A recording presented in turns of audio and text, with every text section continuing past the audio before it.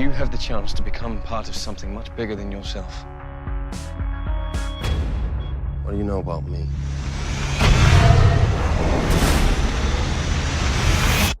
Everything. A new species is being born. Help me guide it. Shape it. Lead it. Time for the tour. You have no idea what I'd give to feel Normal. All right, talking about them big old sweaty X-Mans. What, like they used to be women and now? How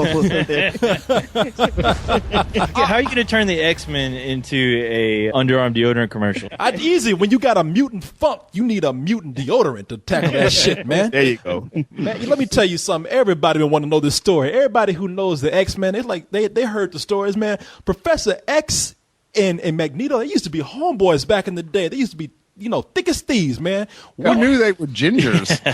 They are all about the bromance. They're all about the bromance. And what happened? What happened to break up the greatest mutant bromance ever known to man? Well, it's the same thing as Martin Luther King and Malcolm X, right? But they weren't friends before. That's what they keep shoving down my throat. Let's pretend they were, and they were white and had mutant powers, then this is exactly like what happened. And they lived in a world where people thought superpowers were dangerous instead of going, wow, that's cool. How can I do that? Right. No, you know what? You joke around, but the X-Men series, even with the comic book series, this had a very special place with the fans, because this whole mutant thing has been allegory for real life social mutants such as like gays, blacks, and Jews. So maybe the awkward teenagers thrown in there somewhere, but everybody has been looking at this as either you're like maybe a small social outcast or a huge social outcast, but they've always been relatable, as in, what, I see myself in these mutants because they never fit in, and sometimes they just want to lash out. We've only had three movies to really like drive that down our throats. So well, 5 now, really. Yeah, and 4 cartoon shows. Jesus. Yeah. No, this is. It's okay to be different, people. This is one of the most popular comics things ever. I mean, and next to Spider-Man, and for the exact same reasons, because it focuses on the ostracized characters. These characters are like, I'm so different. I'm not like anybody else, and I'm just going to sulk. And it's but I'm also still going to do the right thing. It's also like one of the few superhero comics that caters to women. A lot of women like it because they have a lot of strong female characters in it. Yeah, who like to wear lingerie. That's I was about to say, it caters to me anytime you want to just paint a chick blue and just keep her naked. I'm down with that. We can make that happen. We can? I think I should have put that in my contract. What was I thinking? Nah, man, you know what? Somebody had the smarts to say, you know what? This X-Men shit y'all doing right now, it ain't working, okay? I mean, y'all fucked up on 2 movies. I tell you, just stand back. Let's stand back. Let's go back. Let's just start over. And maybe it's a reboot. Maybe it's a prequel. I don't know, but we got to do something different here.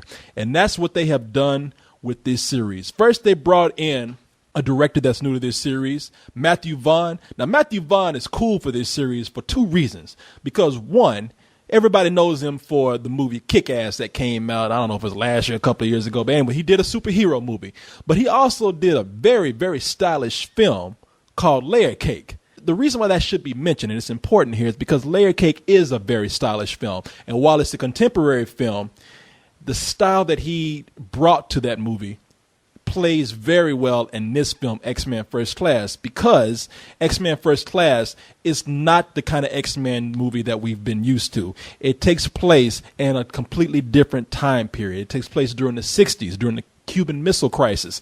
And this plays out more like those cool, stylish James Bond movies that had a certain kitsch and sci-fi, but they were still very sexy. Well, that was what they were openly going for. Matthew Vaughn even said that was the look he was like going and watching the old Sean Connery James Bonds, going, "This is what I want this world to look like." And sure enough, I mean, even like some of the characters who look pretty different in the comic books are changed just enough to feel more like they're maybe like from something like that movie. Like I thought January Jones as Emma Frost, the way they have her dressed up, she totally looks like a Bond girl from those days. No, this whole movie, the whole opening up of this movie, it feels exactly like a James Bond film because it was wearing it on its sleeve. I mean, we see Magneto at the very beginning do his thing to where he's like running around hunting down people, but it feels like you're watching a James Bond film because, I mean, I was like, wow, how come this guy never came up for the James Bond role? Because I feel like right now I'm watching a James Bond film more than an X-Men film. But even saying that, I loved how they brought those two worlds together. I mean, it really made it for an even more realistic version of the X-Men than I thought the last three movies did, honestly. Yeah, it's funny that it like wants to set up its own identity, and it does, but it also occasionally pointedly, I don't want to say how specifically, but reminds you that this is the same world as the previous X-Men films. Which can kind of throw you in for a loop. Goddamn. I mean, that X-Men 3 movie, it really fucked things up. I mean, it really did. Because, I mean, maybe watching that was this, just a dream. You can't, well, that's the thing. Like, you can't help but see things in this new movie and then go back to the third one and go, if this series is connected, it still doesn't make any goddamn sense. Well, certain things don't. Maybe they're counting on most people never going back to the Yeah, that's third the movie. thing. I barely even think about the third movie anymore. Yeah. I can just remember some of the action sequences that I like, but the rest of it, I'm kind of like, I Plus, don't know. audiences are willing generally to remember the stuff they like and not remember the stuff they don't. Yeah, if there's why enough do you of want the to sit stuff around they remembering like. the shit? Because it was bad shit. You tend to remember a really bad shit. Yeah, you know, it's weird because people, if you haven't reading about this, I don't know where you've been if you're in the movies. I mean, this is one of the big tentpole movies of the summer, but you listen to this and you're saying, wait a minute, James Bond? You're talking about the 60s? Nah, you're talking about the X-Men mixed in with that? How does that all make sense? I don't get it. This is a mutant plot right here. Well, Wow, you're the voice of the people. I speak for the people, man. I know what they're saying. Well, I know who are what these people you speak for? Because they are dumb. Well, Get rid of them. If that's the case, then let me break it down for these folks out there because they are out there. Now, You take it, Professor K. Yes, sir, I will. My mutant plot explaining powers will break it down for you right now. Now, to let you know, see, the reason why they're taking this back, they are trying to either do a reboot or just make a prequel to where they can just forget about the movies that they don't like.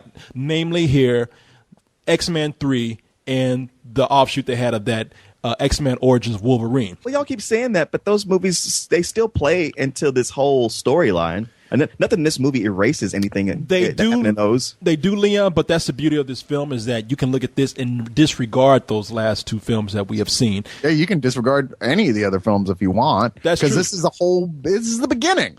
They could relaunch this whole series if they so wished. And with the Hulk, we see they ain't shy about doing that. But with this one, we have a very young Charles Xavier, played by James McAvoy. And we also start out with a very young Eric Lenscher, played by Michael Fassbender. Now, everybody knows Eric is Magneto. And it starts out very similar to the first X-Men movie that we've seen. Starts out with a Jewish concentration camp where young Eric realizes that when he's put under a lot of stress, he has the power to bend metal. He's taken in, almost adopted by a really creepy Nazi guy played by Kevin Bacon called Sebastian Shaw. Now, Sebastian knows what he can do. Sebastian realizes, well, shit, you know, I can kind of farm this guy's powers for my own benefit. And sure enough, years later, we see Sebastian come in as a like swaggering, younger version of himself. And he's on the verge of starting the World War III by placing nuclear missiles into Turkey.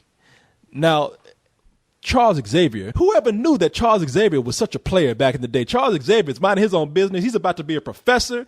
He's out there picking up chicks, letting them know that he's smart, using his mutant powers to pretty much get ass. You can do a lot when you can read minds and you got legs. It's as easy as this. If you can go to a bar and predict what a girl wants to drink, she will fuck you.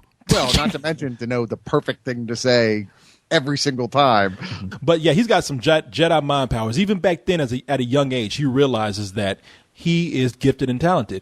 Throughout certain circumstances, and you guys can elaborate on this, he starts to realize that there are other people out there with extraordinary powers and gifts, a lot more different than what he has. I mean, you're talking about the ability to rearrange your DNA within minutes to make yourself completely something different. And when the government approaches him, especially a young agent played by Rose Byrne, who's in the comics known as Moira McTaggart, she realizes that these mutants can probably help go against what Sebastian's about to do with their mutant powers and prevent the onslaught of World War III. She also kind of does a bad thing by bringing the awareness that mutants do exist to the government, which is the offset of this whole thing about the persecution of the mutants as we see in the later films. Right, because this is like the key here, and what we're all waiting to see play out is that we know Eric / Magneto eventually turns to become leader of the Brotherhood of Evil Mutants, that he decides, you know what, humanity's not worthwhile to exist. We're the greater race. Whereas Professor X goes, no, we can exist together. It's just going to take some work. And really what this film, I mean, what you're waiting to see play out is these two, you know, their friendship splinter and become like these diametrically opposed polemics. Yeah, I mean, it is an origin film which sets up all of the X-Men films, but I thought the heart of this is setting up the relationship between Charles Xavier and Eric Magneto. Just call him Magneto. And the thing is, whenever James McAvoy or Michael Fassbender are on screen as those characters, they own it. It's all about them. Totally. Especially whether they're together or separate. I mean, those guys, it's all about them. And, you know, you got Kevin Bacon on there being as slimy as possible. It seems to be like the only roles he gets lately is being a slimy villain. Well, he was so great in Super I know. that I was really looking forward to seeing him in this film. I was like, wow, I hope he's playing that villain again. But actually, I was slightly disappointed only because I thought they made him a little too smirky, a little too jokey almost, to where he didn't seem like he was that much of a real threat. One of the problems I had with it is like when he comes on it first and he's a Nazi, he is really that evil and creepy, and he's got a flawless German accent. Yeah. It's so good. Then when he comes back later, no accent, no explanation about it. He's just Joe American who's... Wow, you know what, Leon? I have to agree with you with that. Like Kevin Bacon, when he first came on, some people started to laugh, and I got mad because I was like, "No, wait, hey, now wait a minute. He's owning this shit right here." That German accent. Now I can't speak German, so I don't know, but I was like, that German accent works. They have him in makeup as an older person. I was even looking at that like, damn, Kevin Bacon got old. You know, that didn't even like makeup to me. But you know what? In this movie, when he's that old German, which is only for a scene, he is amazing. And then they do bring him back, and the biggest weakness of that character is Sebastian, in which they don't even explain. This character returns with a mutant power. Now we're supposed to assume that maybe he did some sort of evil Nazi experiments on young Eric. They never said he didn't have a power before. But it seemed like it's weird to not show it at all and then have it manifest later. That's the thing. I thought about that, but I thought, oh, well, really, considering how they use him in the early scenes, there was no reason for him to reveal what he could do at all. I mean, and afterwards, there's no reason to assume he didn't have a power. But the thing is, it's completely glossed over. Yeah, the reason to show it is so that later it doesn't feel like it came out of the blue. Well, there's no explanation for that character at all. Was he a mutant before? Yeah. I don't know. I mean, if you're a mutant, it means you were born with this. Yeah, with no, your the power. technology to like make people become mutants artificially doesn't come till like much later. It actually doesn't. Well, see, for people who don't know that, like me, I'm like, you know, forget even the mutant power. It's like I just don't feel like I know this character. I feel like he's just a sneering, villainous, mustache twitching asshole who just came out of nowhere. And that's the thing. I liked him As a Nazi scientist, I understood his motivation. You're a Nazi scientist? Shush. It took me a long time to get out of Argentina over here. I was wondering what was up with that big swastika on your back. No. When he was a Nazi scientist, I understood his motivation. But later, when he was Joe Average, just want to destroy the world, I just kept going like, I don't really get it. I mean, I understand Magneto. You want to get rid of humans so that mutants can take over. Mm-hmm. But he was talking about just destroying the entire planet with everybody. And I was like, I don't understand. He's pretty much in the worst sense of the word, a cookie cutter villain. Yeah. But even though you can tell, like, you know, by the way he's going and hunting down, looking for mutants to join him in his cause, I mean, he is a precursor to what Magneto becomes. Right. He's like which makes him a little interesting. He's an unhinged Magneto because his theory is that if you nuke everything, radioactivity is not going to do anything to mutants. so the four of us that are left will just rule it all. Yeah. He was saying, oh, mutants will be fine. It's like, well, that doesn't really follow. I think someone in the script got confused about what mutation is in the concept of the X-Men. Yeah. But, you know, regardless, you're right. He is definitely. I mean, hell, he's missing his mutton chops for one thing, which Yeah, is I like know. such a character-defining thing. Exactly. I was like, "Where's the mutton chops?" And Bacon does the best he can, but ultimately, the movie's not really about him. He's just there to give a motivation for the story to happen and to give us a chance to get to know all these characters, some of which, at least, are really fascinating characters. Despite what we think about Kevin Bacon's character or even his origin of who he is, you honestly don't care because you're more fascinated with the progression of how the X-Men become into being. And especially, like I said, the relationship with Magneto and Professor X. And the thing is that those guys, like when they are on the screen, they do chew up scenery.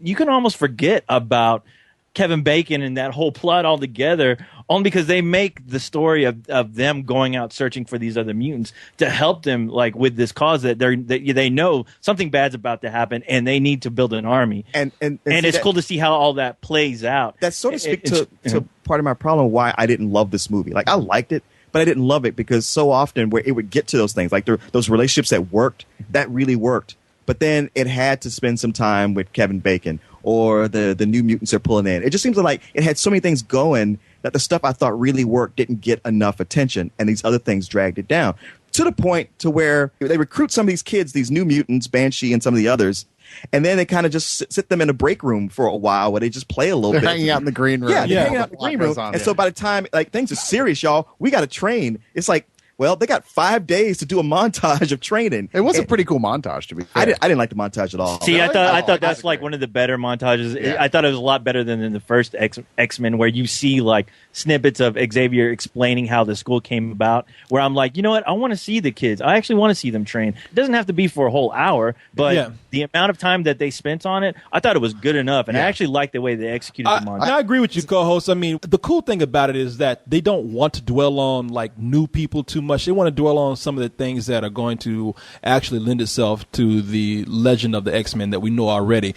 Like, for example, we have Jennifer Lawrence as a young Mystique. They explain a lot about her character, and it's pretty believable. I mean, this whole thing of you see both sides of the argument here. You see both sides of why Charles Xavier wants to like live in harmony with humans, and you see why Magneto's just pissed the fuck off and wants to get rid of humans. Well, And it's funny, like she and Beast sort of serve as the audience avatars. You know, they're the ones who have said to that make 'cause they're that blue? decision. Well, you know, they're both blue, but they're the ones who have to make the decisions of like which one is making the right decision. And anybody who's even mildly familiar with the X-Men or even the movies that came later, you already know what the answer is. But even more fascinatingly, the film really is kind of a love triangle because you're watching Mystique, who is one of equally as important a character as Magneto and Professor X, who's sort of equally drawn to both of their points of view in an almost romantic sort of way. Sure. Very literally in some senses. And I think Jennifer Lawrence does a fantastic job selling that. And I don't think this movie would have worked without her. You're actually right That about character's very important. Yeah, like she is caught between two ideologies right here. She's caught between,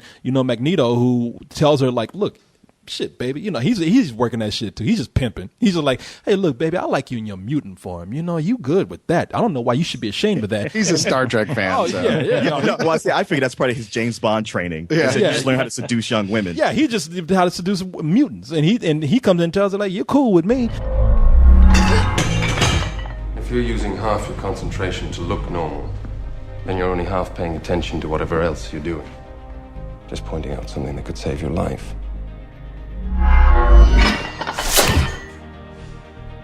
You want society to accept you, but you can't even accept yourself. A young Beast who's played very well and with very geek sensitivities by an actor named Nicholas Hoult. He really sticks out in this movie. Yeah, no, he plays a young Hank Hank McCoy, who everybody knows as Beast, and his whole idea is like, man, my feet are fucked up. I gotta find somewhere. I can't go to Foot Locker and find some shoes or anything.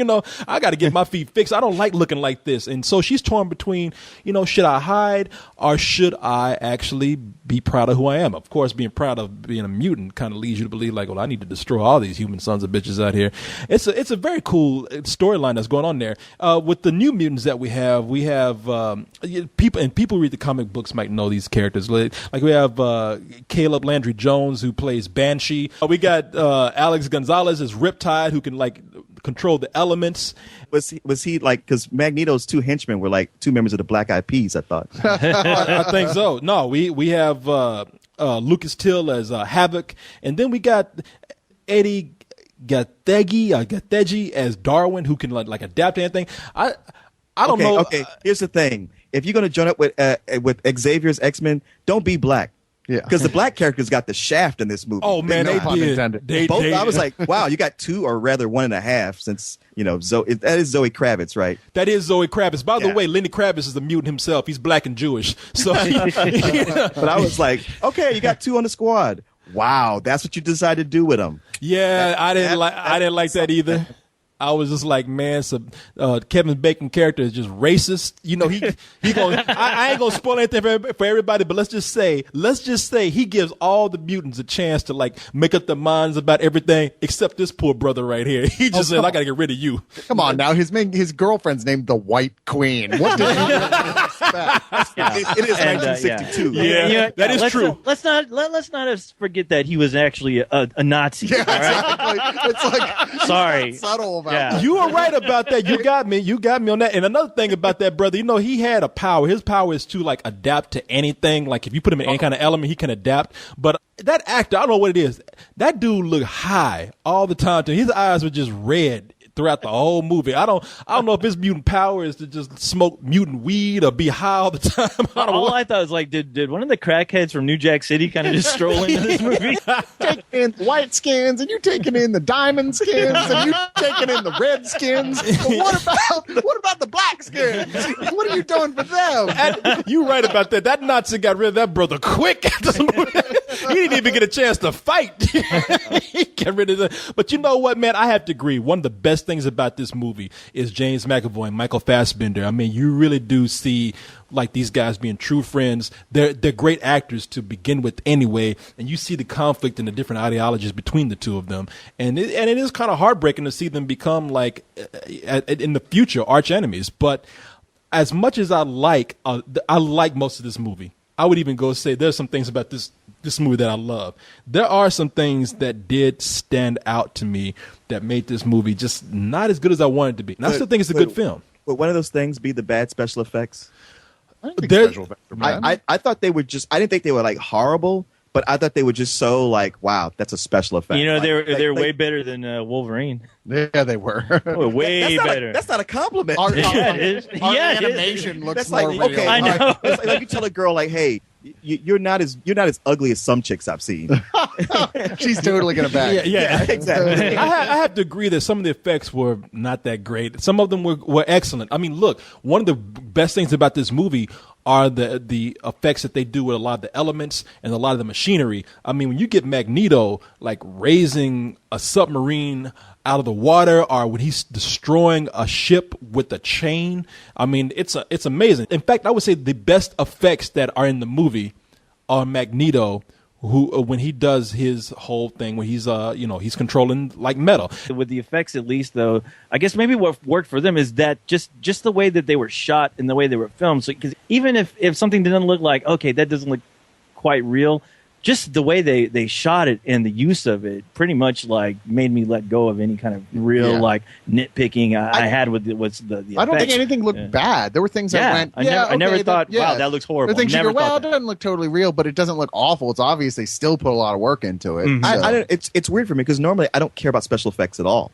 and this was one where they were doing so many effects that were so germane to these characters. Where I was just like, that just doesn't look that good. It was just really standing out to me. Where normally I don't care. But you know where I was really worried was the flying sequences, because I was super worried about that. But I thought they pulled them off really well. The you know what? Banshee flying, I thought was one of the best. That was awesome. I really dug that. Yeah. That was awesome. And everything with Magneto. Matter of fact, I'd say throughout this movie, everything with Magneto was an A+. I would love to see a whole movie that was nothing but Magneto as a 60s Nazi spy hunter with those magnetic powers. Yeah, and the thing is, I know that they were pushing that before they were even pushing for a new X-Men movie. And the thing is, like, watching it, though, I was like, you know what? I think I enjoy it more knowing that Magneto eventually has to interact with other mutants. Where just to see him in a standalone film, I'm like, that would still be cool, too, because believe me, the first part of this movie is pretty much a Magneto film. You see how he goes by, hunting these Nazis down. Yeah. But the thing is that I enjoyed it even more when he had to interact with Nazis, especially when they bring in Professor X, where they kind of like get into his whole psyche about why exactly he's doing it, and also letting him know, this really isn't going to solve your problems. I mean, just going crazy. Well, you know what, co-host, you're right. You're right about that. I mean, the best parts of the movie is when Magneto is actually methodically hunting down these Nazis. And I mean, we don't see a whole lot of it, but when we see him go down to Argentina and he has a confrontation with these guys down there, it is a badass scene. Plus, I have to say, Magneto makes the turtleneck look badass, man. He does. Yeah, he does. Not many people can anymore. No, I know. Like, he made you want to run out to a thrift shop and see if you could find some of those 60s clothes. God damn, that's what says the 60s. If y'all don't know what say the 60s style as well as anything else, it's a turtleneck. And if you can pull off a turtleneck, you're going to get as much ass as you want to back then. Well, turtleneck with that badass leather jacket he was wearing, which I thought I was like, wow, Shaft, you better fucking look out. A larger point, though, is that one of the strongest things about this film, to me, was the way Matthew Vaughn really gave it such a sense of style, and both the way it's edited, just in the overall feeling of it, the way that, generally speaking, I felt he spent just enough time with the goddamn thousands of characters in this thing to give you enough of an overview of what's happening, where it's not confusing to either new guys or to people who are familiar with it. There's enough Easter eggs throughout. I mean, like every 10 minutes there's an Easter egg that you wouldn't know was important honestly, unless you knew. I kind of got tired of those Easter eggs. Oh, see, I enjoyed really, the I didn't. I thought they were all the great. first half of them, I thought, hey, what a nod. And there's some cool cameos and all kinds of cool shit. But then later I was just like, oh, we're not G-Men. No, you're X-Men. Wink. That was not enough of that. But that was wasn't really a Easter egg. That's them showing the origin of the term. Okay. I guess what I'm tired of, clearly this is a prequel that's not bad. But these prequels like the one with Halloween where it's like, okay, now we show you the origin of how this came about. Right. Or now they joke about this thing. It's like, you don't have to give me every single thing. I think it's more so what like Marvel's been doing with the Avengers franchise, where they throw tidbits at you, where they're really throwing it in your face. Like, you know what's coming up now, don't you? That's some of the things that I don't like about this movie. And that's part of some of the bad dialogue that I think about it. One, it keeps unnecessarily reminding you about upcoming events with these comments. Like you mentioned one where they're talking about you're more like X-Men. That was unnecessary. That's just not funny. And then they have one where like in the same scene, Charles Xavier's like, I don't know, it's enough to make me want to go bald. I'm like, shut the fuck up. Like we know you're bald, all right? I'll throw you that one. But the X-Men one, like I said, is not an Easter egg. It's here's how the term started. And I'm like, okay, I don't think y'all understand the difference. I understand the difference. I'm lumping them all together. Yeah, no, and I don't think that's fair to the movie. But you know what I have to say, though? Even though what you're talking about right now, that really didn't like bother me as much as the continuing message of that we're different. You should accept who you are, because I'm like, okay, I've already had like 4 movies. I've had 4 movies like explain this to me, beat it down my goddamn head with a sledgehammer, and I'm just like, okay, you know what? You only have to say that once, and I get it. Well, I got really tired of hearing all the. Well, it played a big. You should embrace your. I understand that's the whole point of the. I agree with you, but you can't have an X-Men movie without doing that. Well, here's the deal, though. You can't have an origin story about the X-Men without them being told that they are different. That's the origin of it. I mean, it has that. If anywhere it has to happen, that happens here in this film. But Carlos, it's right. There's a point where you expect to see a shooting star with a rainbow that says, "The more you know." Exactly. I don't know, man. There's so many more things to complain about in this movie. Like I said, some of the dialogue is just terrible. I mean, there's a place to do an introduction, but not when you're fucking drowning in the water. It's like Magneto and Charles Xavier in the water. They're drowning. There's sharks around and everything. And Magneto's like, "Who are you?" And a simple thing like, "I'm your friend. Come with me." But Charles Xavier's in the water, putting out his hand, giving his business card. "I'm Professor Charles Xavier Esquire the Third." It's like, man, y'all are dying right now. Ain't that you could just? You say, didn't like that? You guys are nitpicking. I know. Yeah, you're nitpicking a little too much. Yeah, I'm actually not holding that against the movie. No, I actually dug the hell out. I dug that scene. Well, there's other parts where like and no spoiler here. We know. Okay, if anybody says spoiler, if y'all know who Magneto is by fucking now, give me a break. But Magneto comes out. He's like, "You can call me Magneto," and I'm like, I'm sorry. I think there's a time and place. It's not so much I'm against the dialogue. I'm against the way they present it. And I mean, and I'm even against some things that they could have done better in the movie. I'm not going to spoil it, but they have a cameo in this film that I don't think it was necessary, but I was down with it. It's just the way they did it seemed like they just shot that in like 5 minutes. Like they ran out of film that day. Like, we don't do this right now, then we ain't gonna ever get it. I thought that cameo was one of the best things. My only problem is that it drops a big F-bomb in it, and it's gonna be people who take their kids, and it's right there in the middle, and just make you like wince. Like, they could have got out of this without doing that. Well, Leon, let me ask you something. What did you think, out of all the stuff that I don't like about the movie, there was one thing that I thought was very cheesy in particular, and that was Kevin Bacon as the character, the Nazi Sebastian, where they did a montage of his plans to take over the world. I love how you ask Leon before you ask. I know, because I ain't got to ask y'all. Y'all don't know nothing.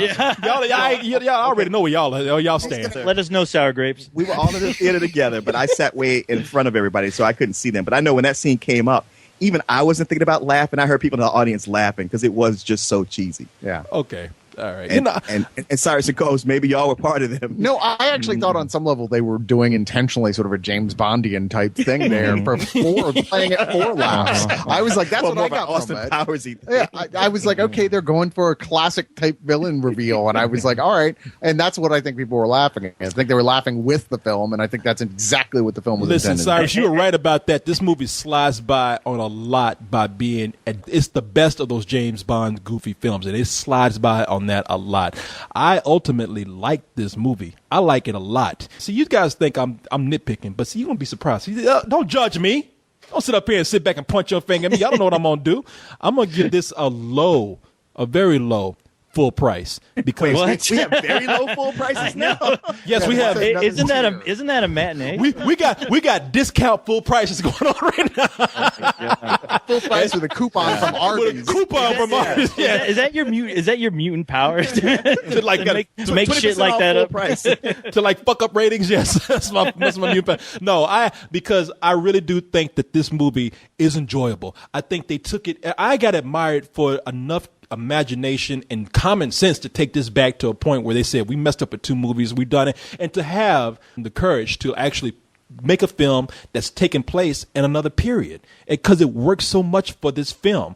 I love watching this film because of that. It's one of those things where a lot of people are not going to be able to buy this completely, because it's an absurd universe. You got to be able to believe that people can rearrange their DNA in a matter of minutes. But the good thing about that is that is what worked for the first film. And while this is going to a different period, it is going back also to that first movie, where they made me believe that all the absurdities that occur in these movies or in these stories or plots can be real within this universe. And so, yeah, I recommend this at a very low full price, but a full price nonetheless. But isn't that the key, that it is like an absurd universe? I mean, it's like anything else. It's like Lord of the Rings or Star Wars. Yeah. It is ridiculous if you're looking at it versus our reality, but that's the key. You're not. You're looking at it versus their reality.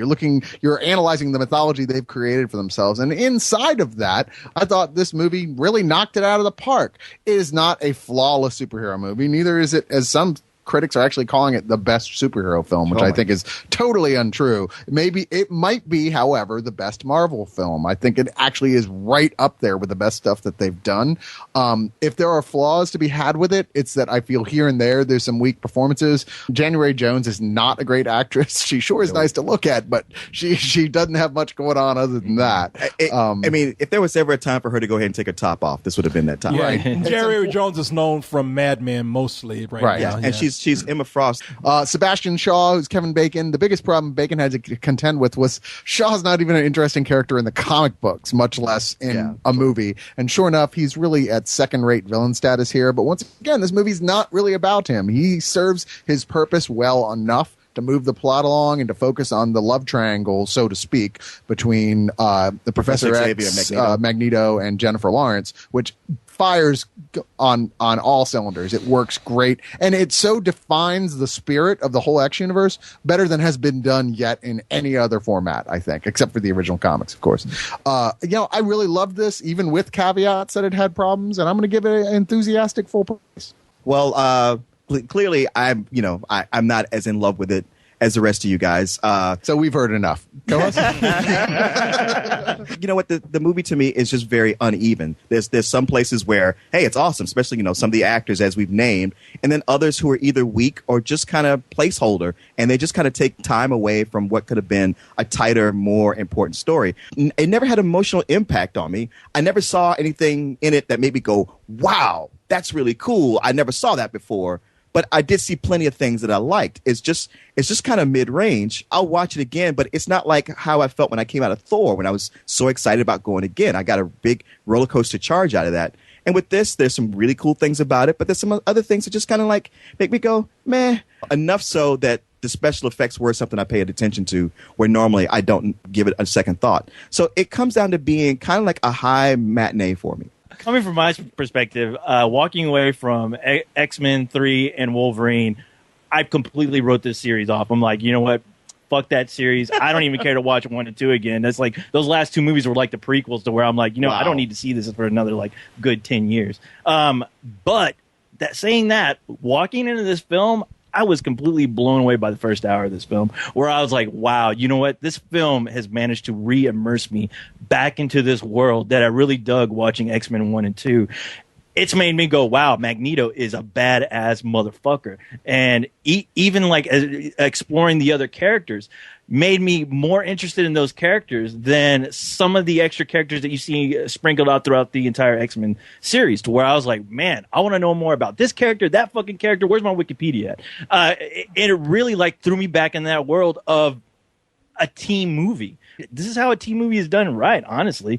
Until somebody else surpasses that, until the Avengers surpass that, this is the movie as far as if anyone asks me what's a really great comic book film dealing with a team, X-Men First Class. It really is. And, and I was taken back by the incredible performances by the guys who played Magneto and Professor X. Those guys are phenomenal. I mean, they carried this whole movie on their backs, and I applaud them for that. They were great, and I'm gonna give it a full price, just because, wow, you made me give a shit about X-Men again. And I thank you for it. What's the most exciting thing about this movie is that we finally have an answer when someone says, hey, what's a good prequel? Oh, that's true. There's a answer now. That is true. Right. You're absolutely right. Oh, but real quick, did you guys catch that? I don't know what you call it. You call it Easter egg or what? But when Magneto is like, we need to avenge. Or these guys, avenge, get it? Avenge. Jeez, you just reaching for shit. No. Ghost is right.